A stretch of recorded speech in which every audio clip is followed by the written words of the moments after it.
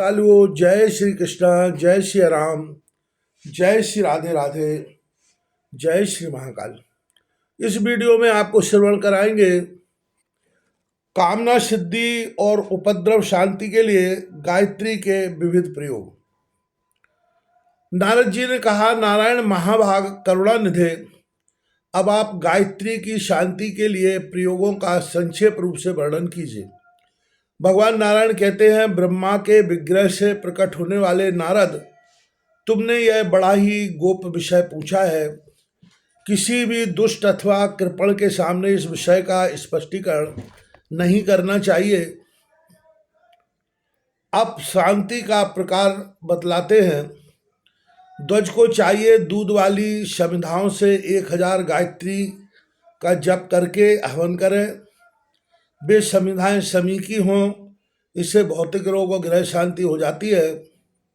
अथवा संपूर्ण भौतिक रोगों की शांति के लिए ध्वज क्षीर वाले वृक्ष अर्थात पीपर, गूलर, पाकड़ एवं बट की समिधाओं से हवन करें। जप और होम के पश्चात हाथ में जल लेकर उससे सूर्य का तर्पण करें, इससे शांति प्राप्त होती है। जानू पर्यंत जल में रहकर गायत्री का जप करके युवक संपूर्ण दोषों को शांत कर सकता है। कट पर्यंत जल में जप करने से प्राणांतकारी भय दूर हो जाता है। सभी प्रकार की शांति के लिए जल में डूबकर गायत्री का जप करना चाहिए, ऐसा कहा गया है। अब दूसरा प्रयोग कहते हैं, सुवर्ण, चांदी, तावा, मिट्टी अथवा किसी दूध वाले काष्ठ के पात्र में रखे हुए पंचगव्य द्वारा प्रज्वलित अग्नि में क्षीर वाले वृक्ष की समिधाओं से 1000 गायत्री का मंत्र उच्चारण करके हवन करें। यह कार्य धीरे धीरे संपन्न करें। प्रत्येक आहुति के समय मंत्र का पाठ करके पात्र में रखे हुए पंचगव्य से समिधा को स्पर्श कराकर हवन करें। 1000 बार यूं करें। हवन के पश्चात 1000 गायत्री मंत्र पढ़कर पात्र में अवशिष्ट पंचगव्य का अभिमंत्रण करें और फिर मंत्र का स्मरण करते हुए कुशों द्वारा उस पंचगव्य से वहां के स्थान का प्रोक्षण करें। इसके बाद बलि देते हुए इष्ट देवता का ध्यान करें। योग करने से अविचार से उत्पन्न हुई कृत्या और पाप का नाश हो जाता है। जो इस प्रकार करता है, देवता, भूत और पिशाच उसके वश में हो जाते हैं। अतः ग्रह, ग्राम, पुर और राष्ट्र, इन सब पर वे अपना अनिष्ट प्रभाव नहीं डाल सकते। भूमि पर चतुष्कोण मंडल लिखकर उसके मध्य भाग में गायत्री मंत्र पढ़कर त्रिशूल धसा दें। इससे भी पिशाचों के आक्रमण से पुरुष बच सकता है। अथवा सब प्रकार की शांति के लिए पूर्वोक्त कर्म में ही गायत्री के 1000 मंत्र से अभिमंत्रित करके त्रिशूल गाड़े।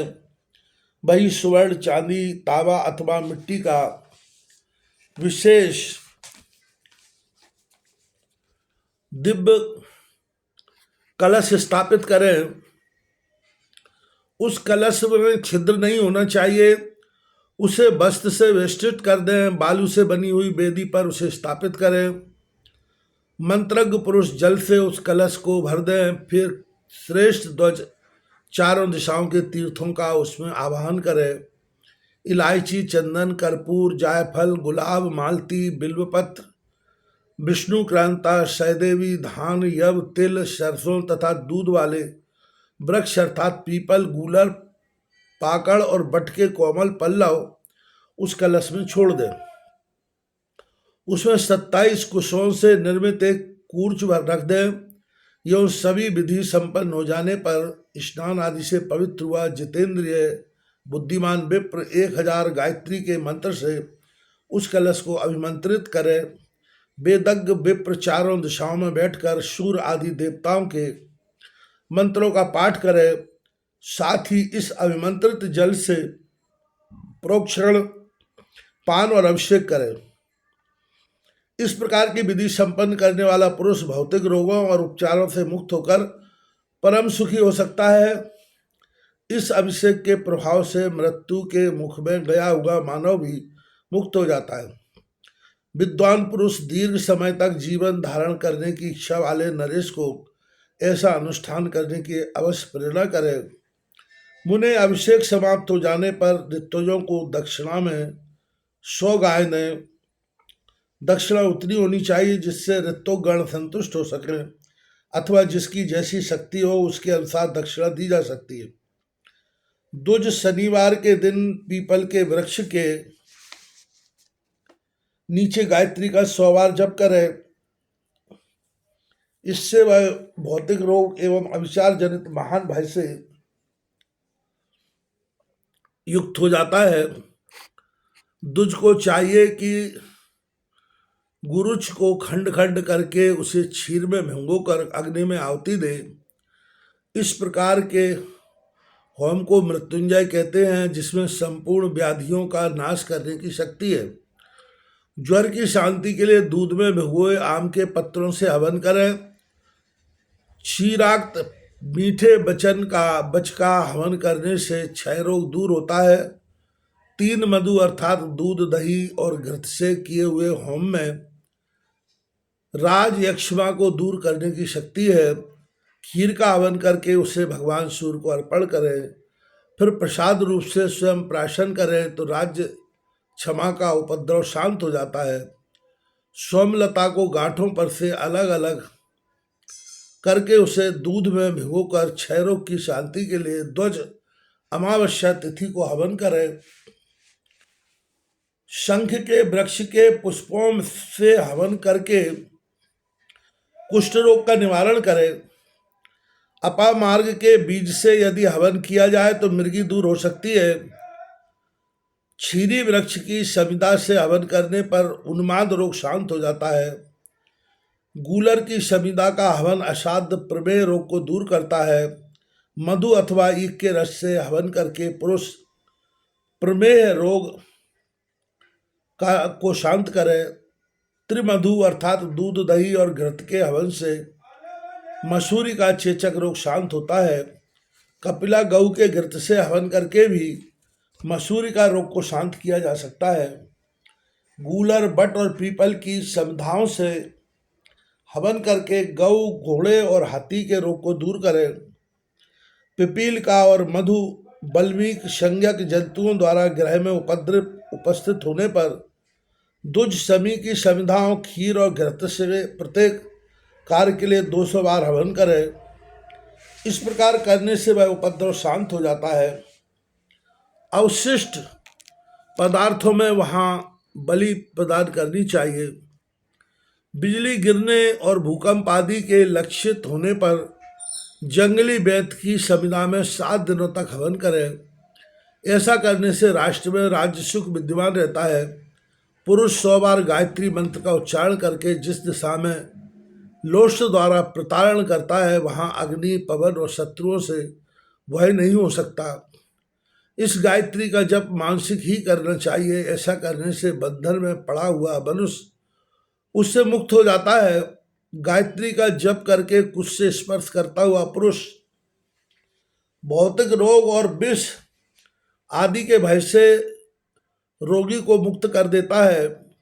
अभिमंत्रित जल का पान करके भूत प्रेत आदि के उपद्रवों से मनुष्य मुक्त हो जाते हैं। भूतादि के उपद्रव को शांत करने के लिए गायत्री मंत्र का 100 बार उच्चारण करके अभिमंत्रित किए हुए भस्म को सिर पर धारण करें। ऐसा करने से पुरुष संपूर्ण व्याधियों से मुक्त होकर 100 वर्षों तक सुखपूर्वक जीवन धारण कर सकता है। यदि स्वयं ऐसा करने में अशक्त हो तो दक्षिणा देकर विप्र द्वारा करवाने की चेष्टा करें।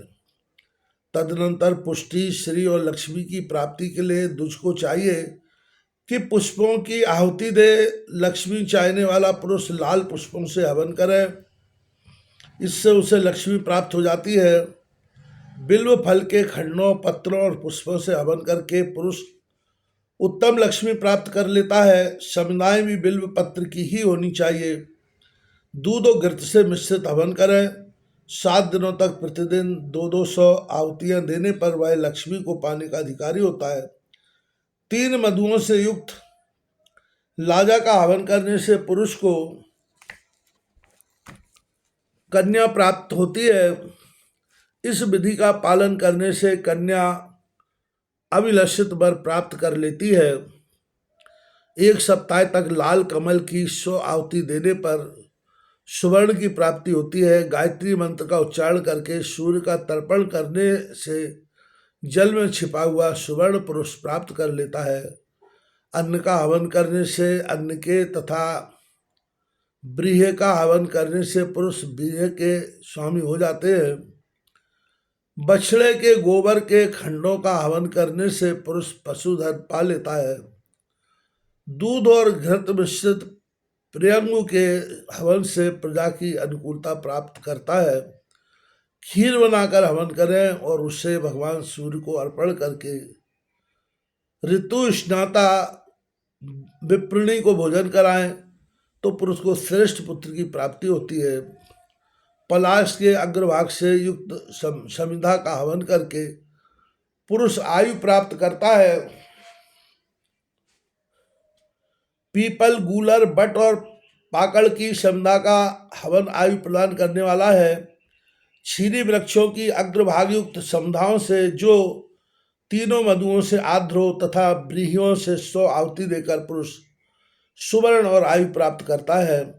सुनहरे रंग के कमल से आहुति देने पर 100 वर्ष की आयु प्राप्त होती है। दूर्वा, दूध, मधु अथवा घृत से प्रतिदिन 100 आहुतियां देने पर 1 सप्ताह में अपमृत्यु दूर होती है। ऐसे ही शमी की संध्या, अन्न, क्षीर और घृत की 1 सप्ताह तक दी हुई 100 आहुतियां अपमृत्यु का विनाश करती हैं।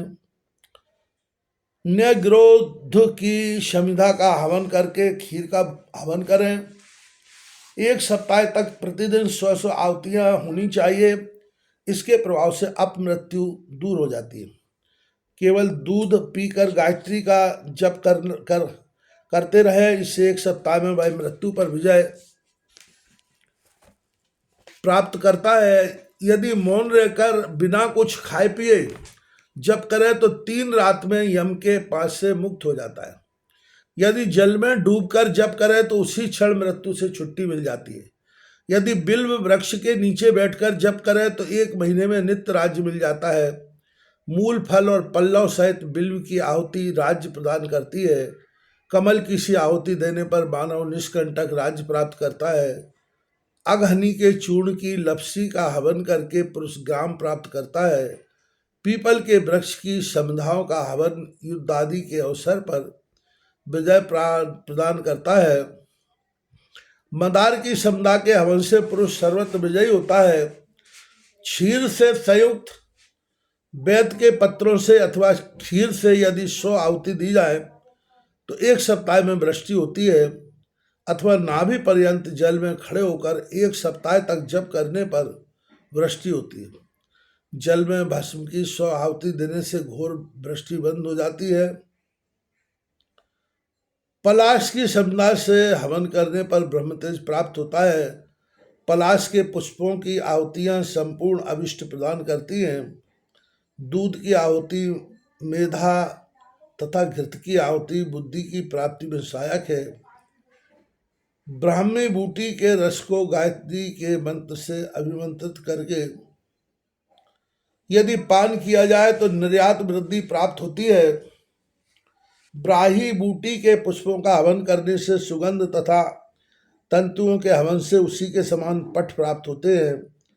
मधु मिश्रित बिल्व पुष्पों की आहुति इष्ट को भस्म करने वाली है। जल में खड़े होकर गायत्री मंत्र को पढ़ते हुए नित्य अंजलि से अपने ऊपर अभिषेक करें। ऐसा करने से पुरुष बुद्धि, आरोग्यता, उत्तम आयु और स्वास्थ्य प्राप्त करता है। यदि विप्र दूसरों के निमित्त से करे तो उस अन्य पुरुष को भी तुष्टि प्राप्त होती है।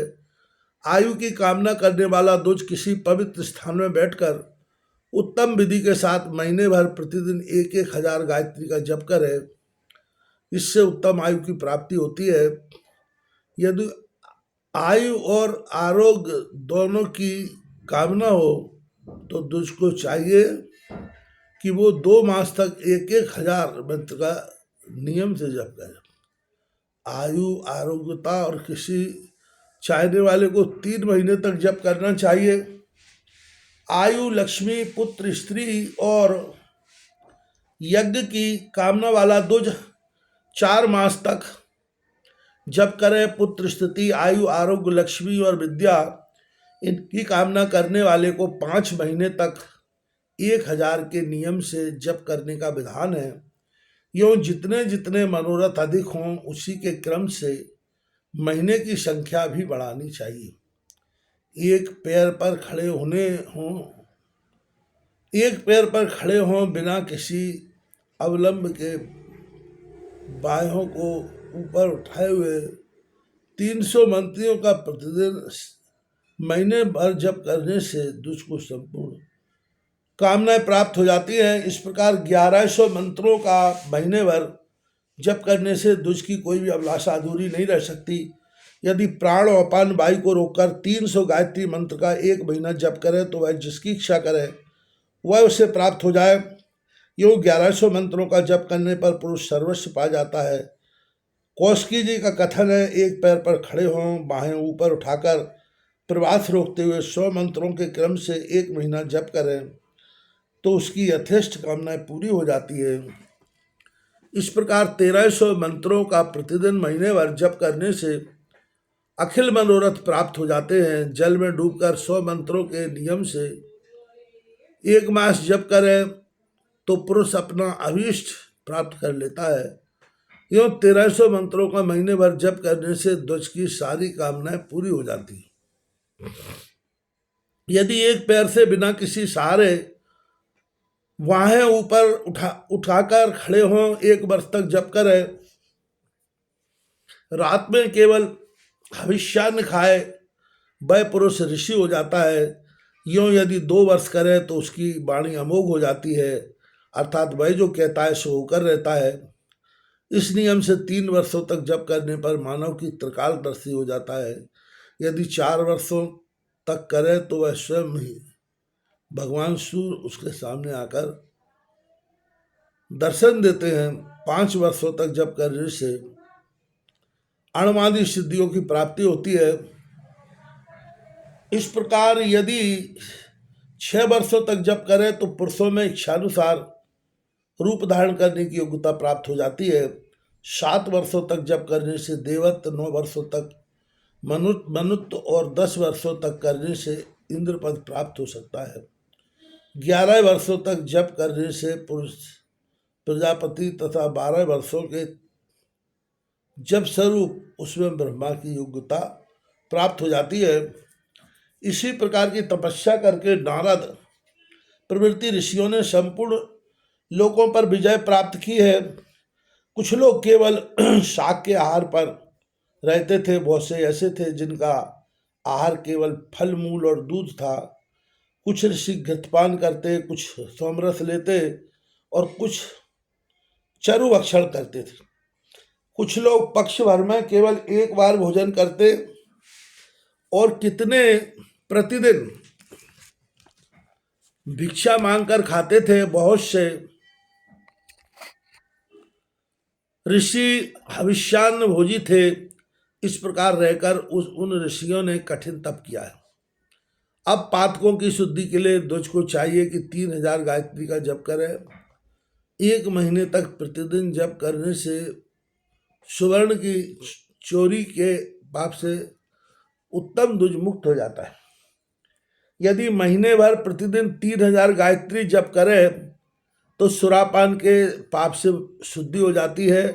प्रतिदिन 3000 गायत्री मंत्र का महीने भर जप करने वाला मानव यदि गुरु तुल्यगामी हो तो भी पवित्र हो जाता है।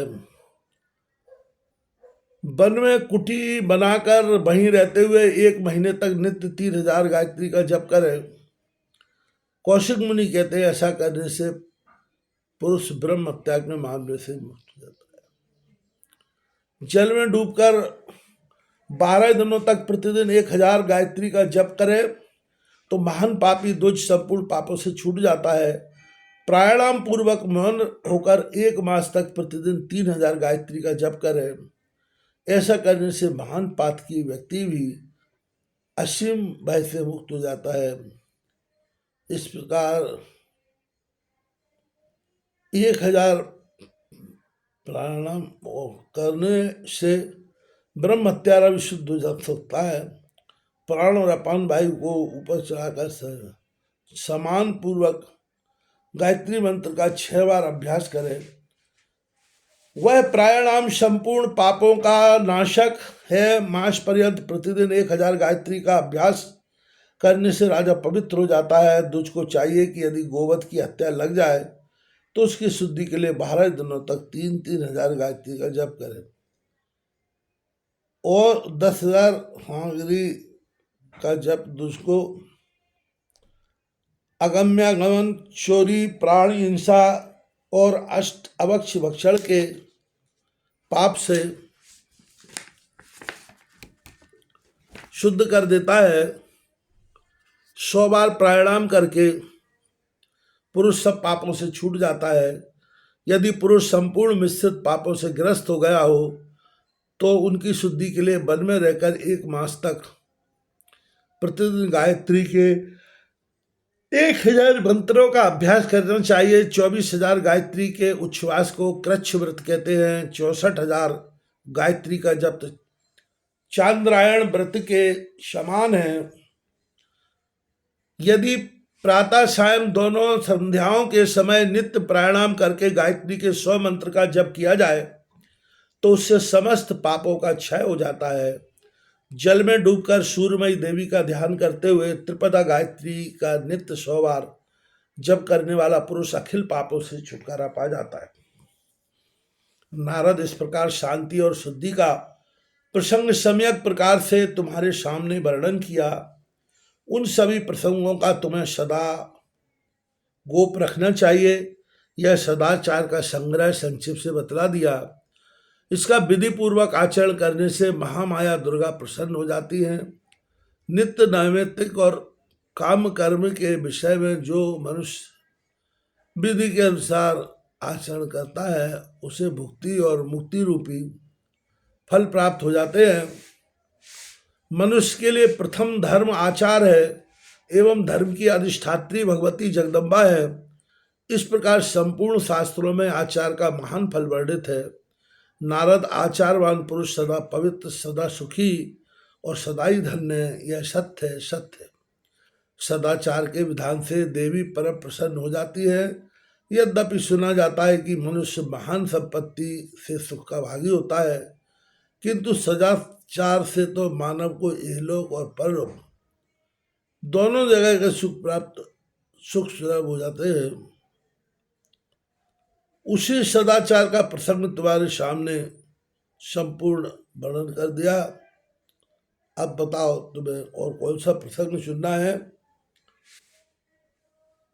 बताइए।